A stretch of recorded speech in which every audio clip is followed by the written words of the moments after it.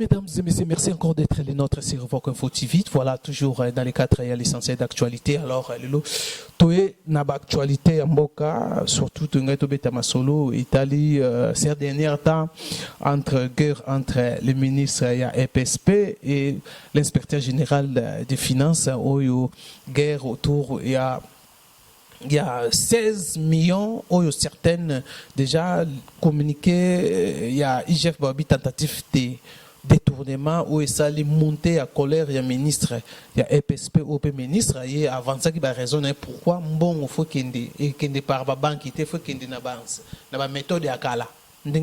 Pour permettre que non, si recoin, il y a des provinces où il y a des banques qui ont facilité, il y a des bon, mais toujours jusqu'à là présent, nous avons décaissé en côté, mais polémique autour de ça. Est-ce que Gilles Alingeti est ministre EPSP? Nous avons solo pour intérêt en boca, intérêt politique. Est-ce que ça va règlement des comptes?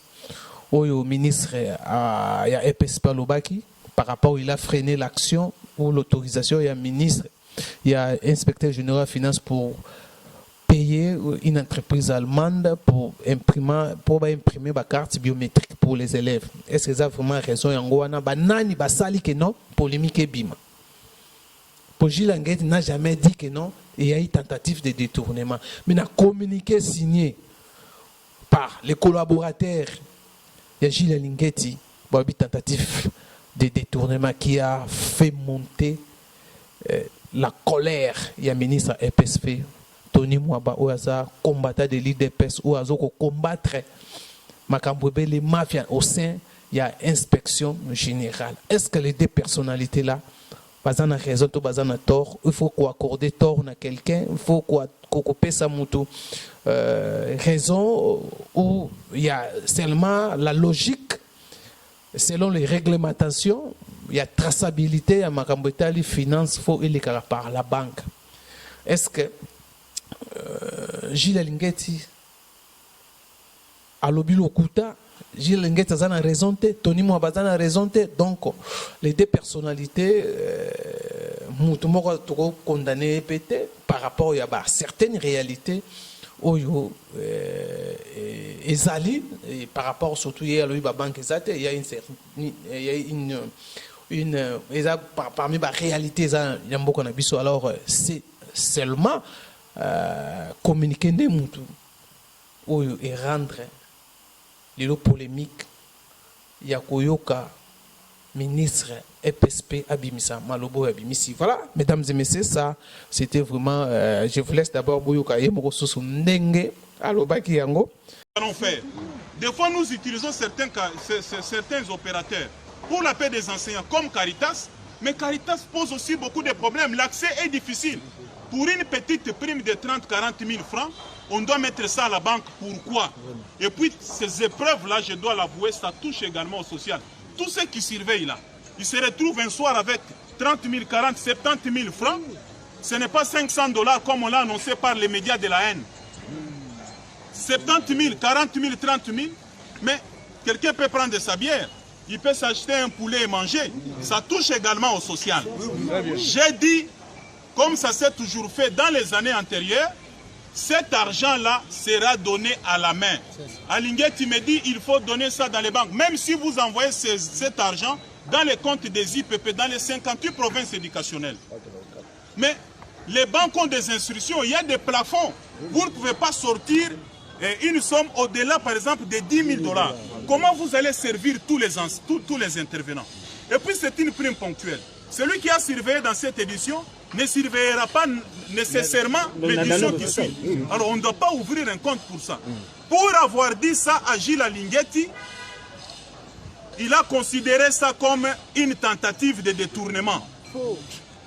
Comment je peux détourner 16 millions de dollars ou 31 milliards de francs destinés à la prime des intervenants? D'ailleurs, si vous ne le savez pas, le ministre des Finances a autorisé le paiement de cette somme-là, mais on n'a pas encore eu ce qu'on appelle l'OPI, qui nous permet d'aller à la banque. Cet argent n'est même pas encore disponible. Je suis avocat, professeur de droit. Le détournement suppose que vous êtes déjà entré en possession de cette somme et vous la faites affecter à autre chose. La tentative voudrait dire aussi que vous êtes déjà entré en possession de cet argent, vous voulez l'affecter à autre chose et on vous a arrêté. C'est ça. Mais si à Linguetti, le fait de proposer que ça aille dans les comptes en banque devient une tentative de détournement, je considère ça comme un dossier, de la vengeance. Je précise. Mais je crois que par contre trouver solution à ce qui concerne dossier, il y a beaucoup de paiement, il y a surveillant, il y a élèves ou salaire d'examen marqué fin, il y a études primaires. Alors voilà, moi ma kélé les salama qui ma kélé zago salama, bamsoualobi, IGF, yepe akwe na makambo etali. Rétrocommission, voilà, pour l'entreprise là, élève, carte d'élève. Voilà, mesdames et messieurs, prenons vraiment l'actualité, un chef de l'État au Malawi où il prend part dans 41e sommet de la SADC, où le chef de l'État Azawana présent, où Bandi Lelo, chef de l'État de la République démocratique du Congo, va défendre les critères exécutif de la SADC, le candidat RDC Faustin Luango Oyo, il a posté, donc candidat na poste secrétaire exécutif de la SADC. Et voilà, Sommet Bandi Lelo, chef de l'État présent, et je crois que les restes de l'actualité, prochainement dans quelques heures. Et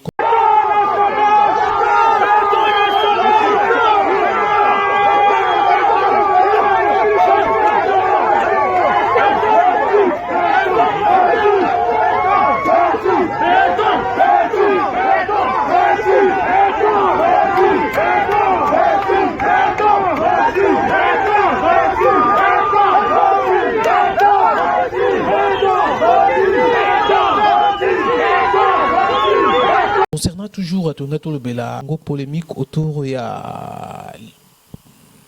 l'élection 2023, la classe politique, les politiques oublient tout au Congo. Les politiques pensent déjà aux élections en 2023. Ils ont oublié les Congolais. Ils s'accrochent seulement aux misères des Congolais.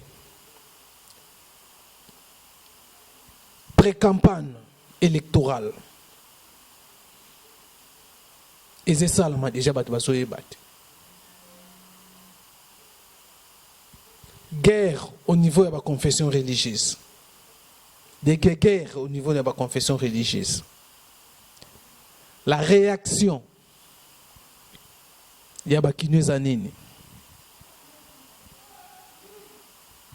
Les social congolais,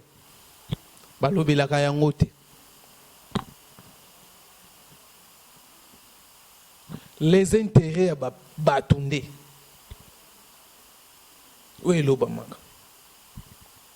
Aujourd'hui, la politique avait Tshisekedi critiqué. Est-ce que Tshisekedi aura les discours en 2023? Merci Namotuna Nayo, mon frère. Les autres ça la passe Nabiso d'abord un combattant UDPS parce que nakati parti tozali na communicateur te. Nazali ko regretter mon frère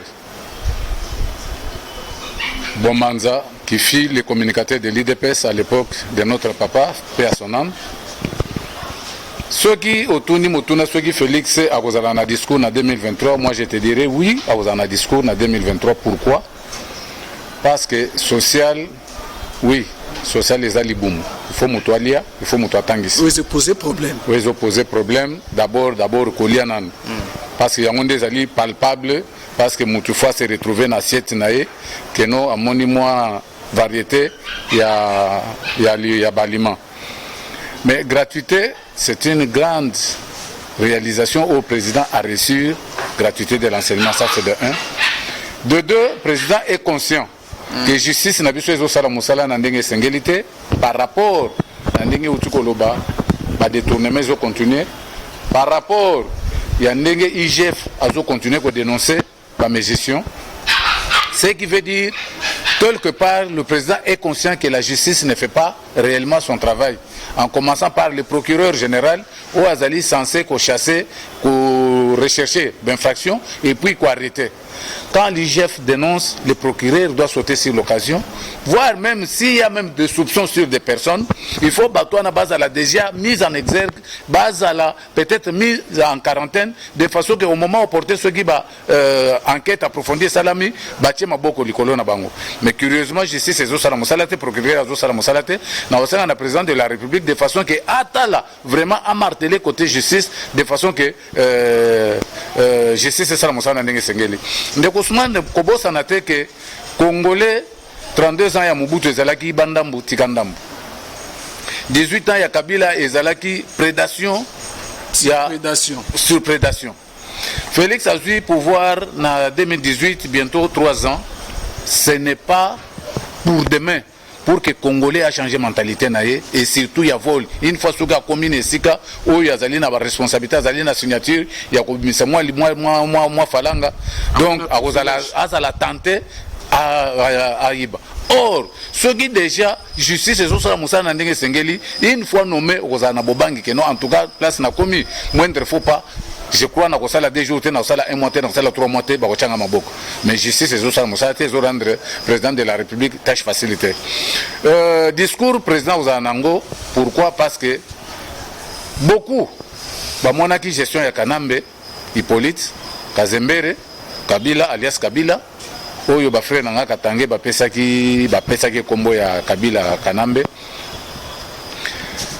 batu ba décriaki mariage wana lui-même président alobaki que non bazali ba collaborateur na biso mais mauvaise foi na bango baboyaki ko changer balobaka il y a que des imbéciles qui ne changent pas baboyaki ko changer Félix arompaki coalition wana atikali seul mettre à bord abengi baninga mususu union pour la nation vision naie pour que ba gérer mboka autrement par rapport à ndenge bazaki en coalition na Kabila par rapport à gestion passée.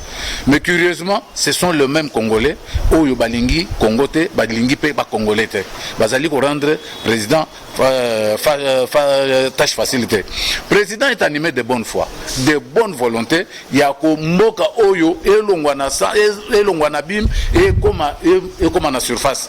Mais curieusement, on ne leur rend pas un bon service. Mais moi, je suis convaincu. D'ici 2023, Congolais a un discours. Voire même les opposants ont un discours ou va tenir face à lui. Non, en tout cas, le ministre avant de décret, il faut préalablement opérateur économique, voire même une compagnie d'aviation, de façon qu'une fois ce qui va décret, et ça en exécution balamoko. C'est comme si ces gens-là, voire même le ministre ou la décision pour que ça l'exécute, c'est comme si bazo ça la GIA ennemi pour salir le chef de l'État. Alors le chef de l'État doit être vraiment conséquent dans le Conseil des ministres pour que le ministre na matoi avant la décision, il faut pas l'assurer que les décisions sont exécutoires. Mais curieusement, ça la bras de fer dans le gouvernement, ce qui est tout à fait normal. Les gens n'ont pas droit à bango, mais le gouvernement a la faiblesse devant les opérateurs économiques ou bien devant la compagnie aérienne. Voire même l'AC, où ils allaient compagnie nationale. Il fallait normalement écouter là que c'est exemple parce qu'ils allaient compagnie à l'État, mais curieusement, je ne comprends pas. En tout cas, je demande vraiment na gouvernement na biso soki bakolanda ka ba émission na biso yo ba ça la nécessaire de façon que ba aider chef de l'État na vision na vision chef de l'État zali que peuple congolais a se retrouver qui mia na est kota panier de la ménagère et bonga tolonga na sachet de la ménagère tozonga na panier de la ménagère réellement panier de la ménagère mais ceux qui dans ce sens là que bazali ko sala na ndenge sengelité bazali ko rendre président mauvais service. Est-ce qu'a fait c'est à quoi s'en sortir en 2023 à quoi s'en sortir parce que vision na ezali ya ko mettre congolais à l'aise à vivre ndenge citoyen du monde surtout à vivaka azotangisa bana azo renoué début du mois du 1er au 30 social et bonga parce que des piliers oyo les autres là les loups qui sont dans la bergerie oyo bazali ko bunda que so Félix a réussir bango za na discours te mais pour la confession religieuse de Ousmane yo moko zali journaliste d'investigation ce n'est pas la première fois tout ça noyo d'émission. Qu'est-ce que la démocratie? Ce n'est pas la loi de la majorité. Dans les 8 confessions religieuses, il va désigner candidat dans la présidence de la CENI. Il y a une charte na mode. Il y a gestion, il y a travail, ils allaient qui passer par la consensus. Au cas extrême, ceux qui consensus c'est sous les amitiés, il faut bakende na vote. Cheminer bongo. Les loyaux, ceux qui Cholet a commis pour se dire que nous voilà, abandonner de taxer les autres, ou à qui défenseur na bango lobby, les lots a commis benga bango ba extrémiste, c'est parce que bamoni que chemin au bango ba ponaki, oyo bazolinga kocha engrenage, ou bazolinga kocha pot de banane na chemin ya CENI et surtout na mandat ya chef de l'État, va trouver que non, ezali peine perdue. Mon frère président Tshisekedi nous disait chaque fois, ils vont s'assembler et ils seront butés à quelque chose et ils seront ridicules. Pourquoi? On a surtout de mauvaises habitudes.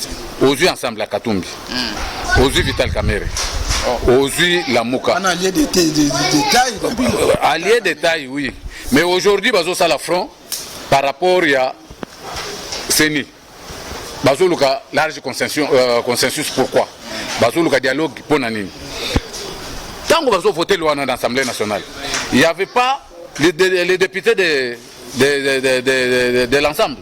Il n'y avait pas les députés, il y a UNC.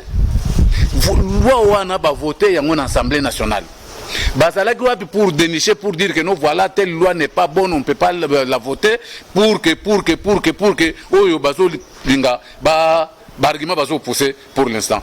Le problème qui est là, la tête de Kadima fait mal, parce qu'il a azali un espace. Non. Pourquoi nous avons mis ça Kadima? Non, mais pourquoi nous avons mis Kadima comme Takondima? Là, c'est ça la mabé. Mais il y a une chose confirmée. Moi, je connais Kadima. Moi, je ne connais pas Kadima. Mais c'est lui qui a été désigné par les six confessions religieuses. Kadima.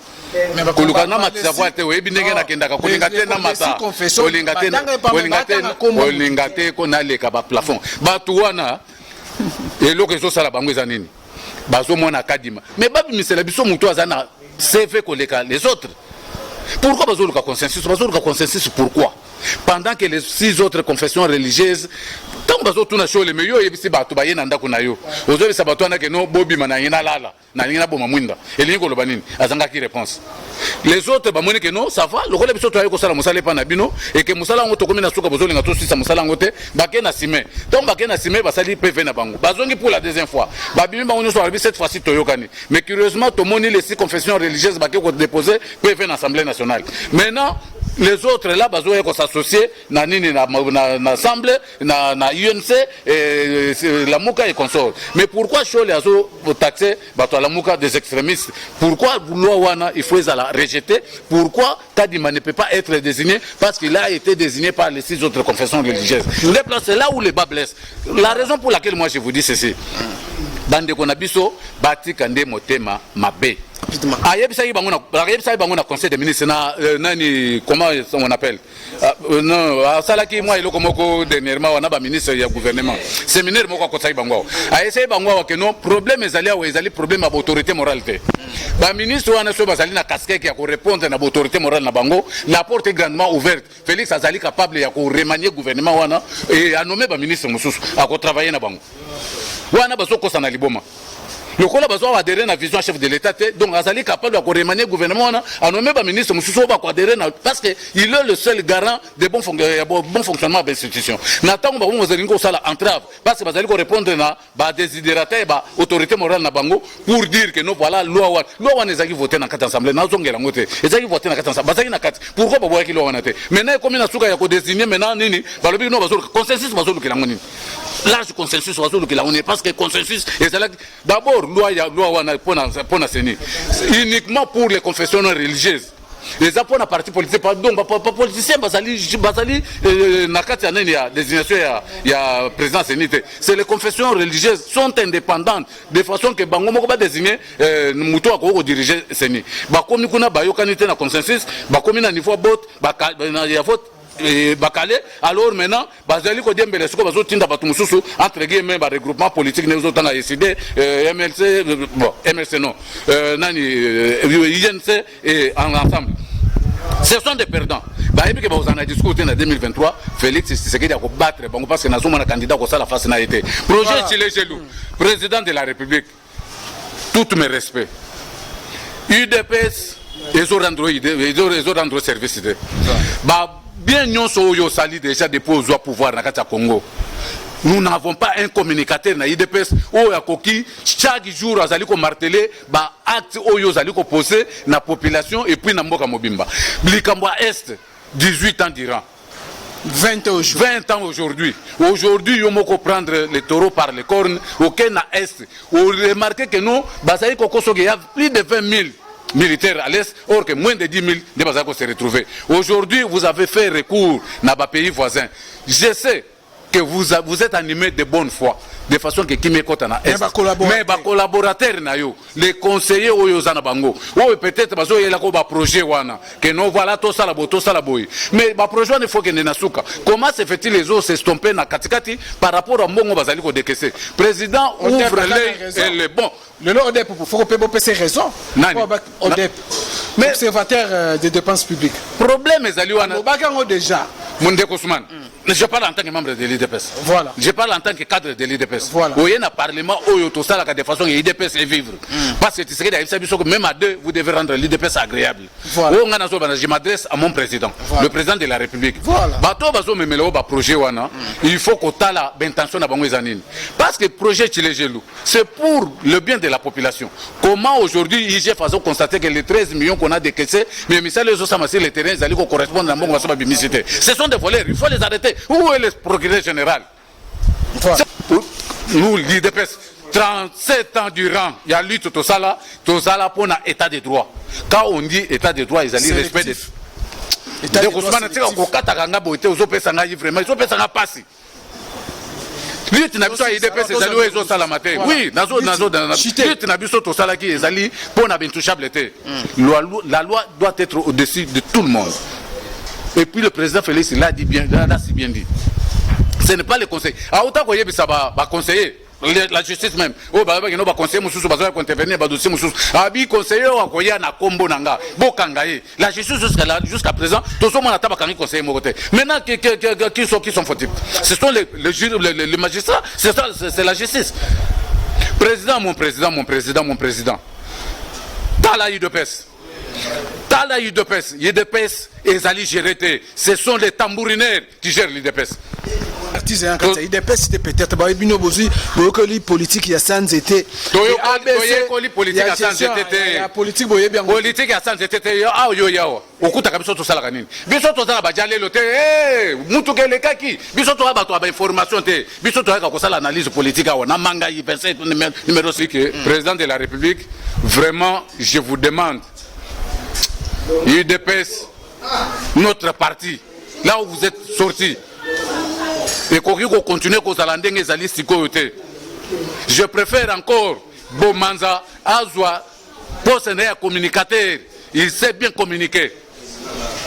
Et qu'on a la malam, et qu'on a la bonne bien parti, et qu'on a la paix. Bomanza, membre, il dépêche à tirer bisoter. Merci, Amboé Tena, Banda Korepon, à Mituna Nao. D'abord, on a souhaité mes condoléances. Parce que Totaki Kobungisa bébé Nabiso, bébé Nabiso Abungaki, et c'est important de compatir nayo et l'on a famille Mobimba. Et au Tuni Motuna au lobby, ce qui na 2023 Félix Tshisekedi a kozala na discours liboso ya population. Azanga discours pour nanini. Moto azanga discours ezali oyo asala ke l'autre côté sur la fonction. Félix Tshisekedi a eu pouvoir akuti ba embela biso banze monamboko oyo eza biso te bayembela biso banzembo na mboka ke mwana mokonzi akotaka boloko te. Hein? Akoti na mboka oyo na bokonzi akuti bayembela biso banzembo ke peuple azosenga nini. Na kati ya bosenge ya peuple batangi kolia kolata pe komela. C'est que na temps wana peuple azalaka na besoin ya kolia kolata pe komela. Oyoki ba defi akuta. Donc akuti eloko moko te ya malonga. Maintenant avec les efforts oyaza ko fournir, pezali déjà ko kende liboso malgré il y a quelques résistances et sengeli azala na discours.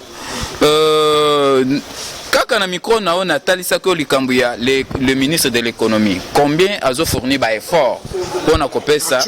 Oui, combien azo fournir ba effort pour na kopesa ya kolia et pas ya peuple. Donc ce sont là des éléments constitutifs qui permettent à ce que le président de la République azala lelo azana 2023 na discours parce que bandeko tamba lobaka kolia bakanza kolia ezali kamba moko ziblo kolia te kolia efani na kati ya mikanda na babengi yango loi. Il faut retoucher la loi pour créer des conditions qui permettent na peuple azana facilité ata azana moins 100 francs azana facilité à kolia pe komela. Ce sont là les conditions où président de la République a créé. Je crois dans la réunion au Conseil des ministres Hollanda qui comment il a instruit le gouvernement va avancer par réflexion c'est la dédollarisation ya monnaie.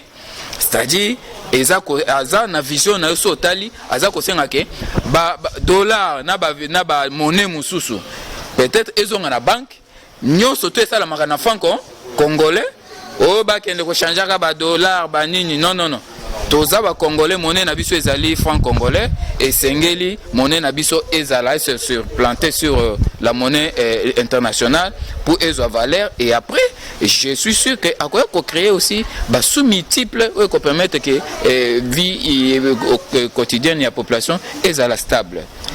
Merci on a moni au regretter au lobby que babiloko oyo ezalaki na régime ya Kabila ezongi lisusu ezoko risquer pe fait que bagino azaki so na na 15 conseils pour na biso ezali regretté ezali surprise plutôt ce G5 constant d'une culture il y a plus de 50 ans oyo congolais azwa achana mutuna ye oyo chaque régime ba présent au bayaka bazaka incapable ya ko réprimer yango. Mais avec Félix Tshisekedi azo réprimer yango dire que aza ko observer c'est faux. Aza ko respecter l'indépendance ya fonctionnement des institutions. En tant que président de la République, il est là pour orienter la politique de la nation. C'est le gouvernement qui gère le pays au quotidien. Hein, tu vois? Alors tant aussi à PSI orientation na état de droit alors qui bien que état de droit et à travers une justice indépendante. C'est à la justice sous la supervision il y a ministère il y a justice ndeba kolande la makambo wana nyonso. Donc le président de la République est en train de faire sa part et je crois que sous Kabila okoyebisa ngai opesa nga dossier mon côté ya ministre détourna bakangai.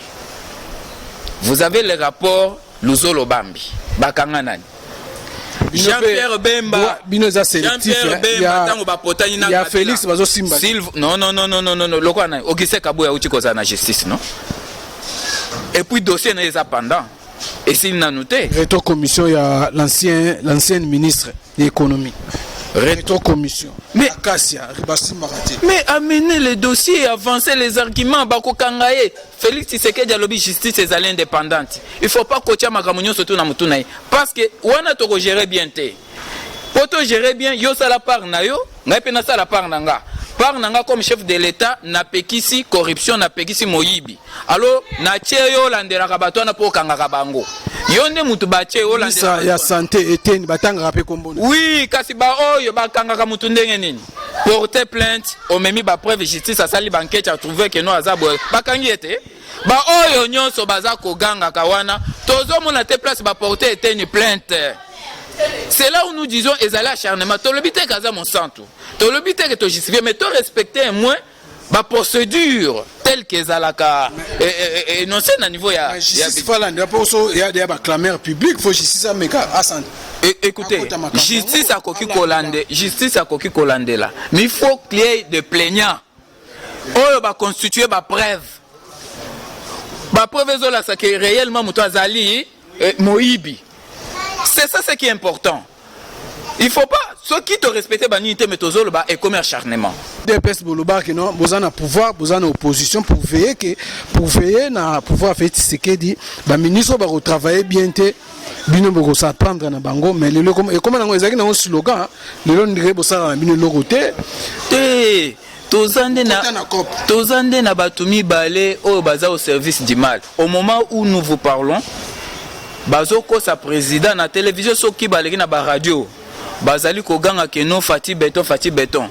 Mais le travail qu'ils font sous-jancement, Ezali Yako se préparer pour que en 2023, Bassa la alliance n'a pas parti Moussou, soit so président Bimite, mais Bango Bazan majorité, Babimba premier ministre, en dehors il y a eu de pèse. Ils sont en train de créer des partis politiques, ils sont en train de signer des alliances au Bazako Bombana. Et au moment opportun, nous, Parlement debout, Fédération de la Funda, nous ne sommes pas surpris parce que tous à la page. Nous sommes informés.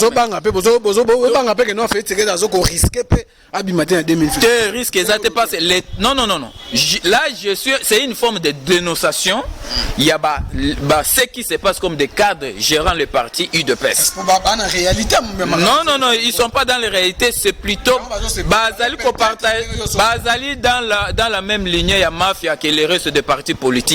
Vous comprenez? Même parmi le conseil, les ministres, nakati ya gouvernement, ezanaba oyona c'est bambongo eza kobunga, bazo fongola kana ba parti politique, ba association pour se préparer en 2023. Donc pour eux ce sont les positionnements politiques, mais plutôt la gestion eza musika. Tozo senga pe na IGF.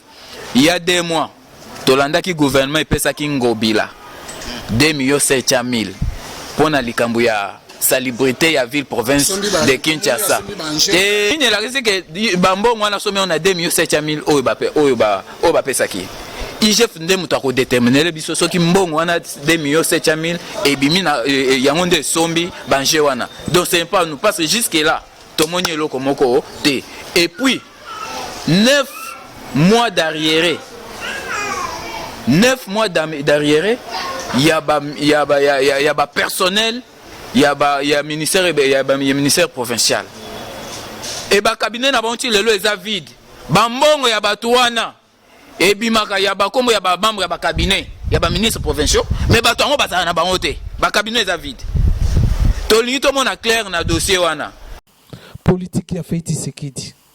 Aujourd'hui la main américaine arrive pour faire l'étude approfondie comment éradiquer la situation de l'insécurité à l'Est.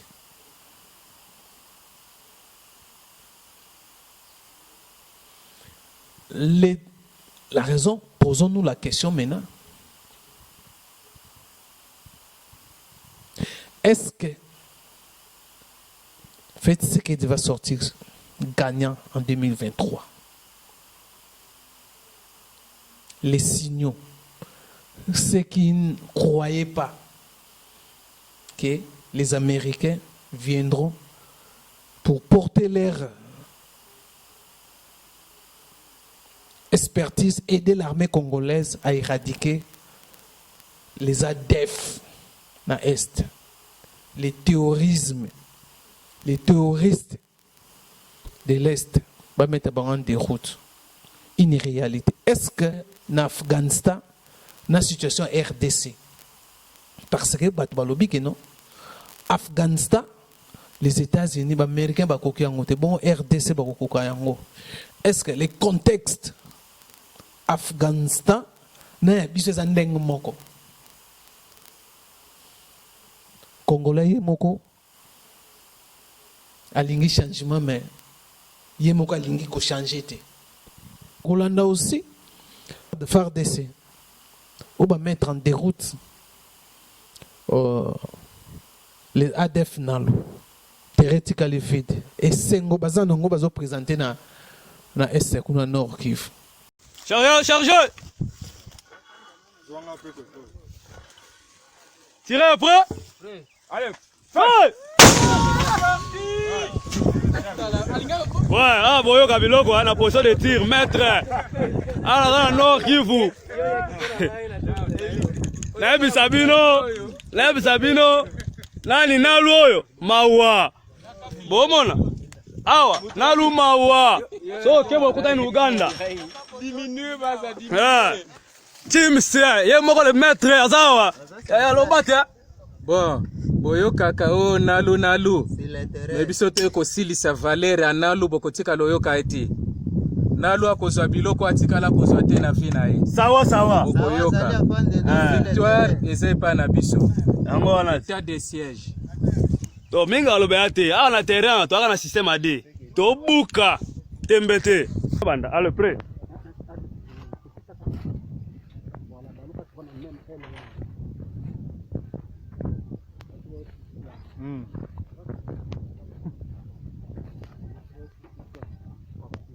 Ma, Simba yo filmer. Simba. Ok. Feu. Voilà. C'est ça.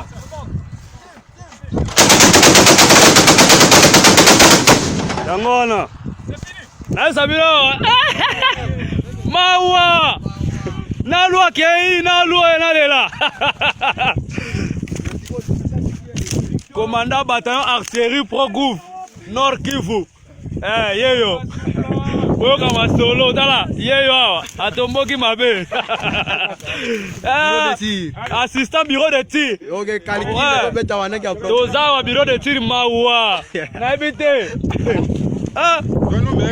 Le grand maître Alino, le grand chauffeur d'artillerie. Donc, Mawa.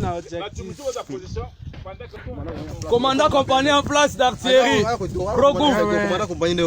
Commandant en place. Commandant en place.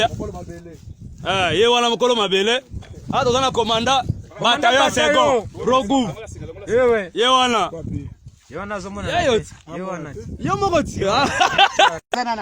Voilà, vous voyez donc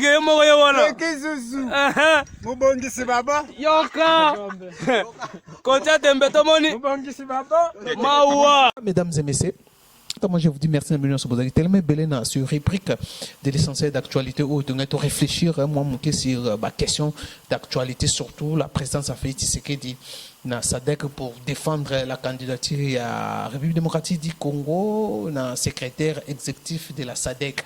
En tout cas, merci de nous prochainement, le numéro, portez-vous bien, bye bye.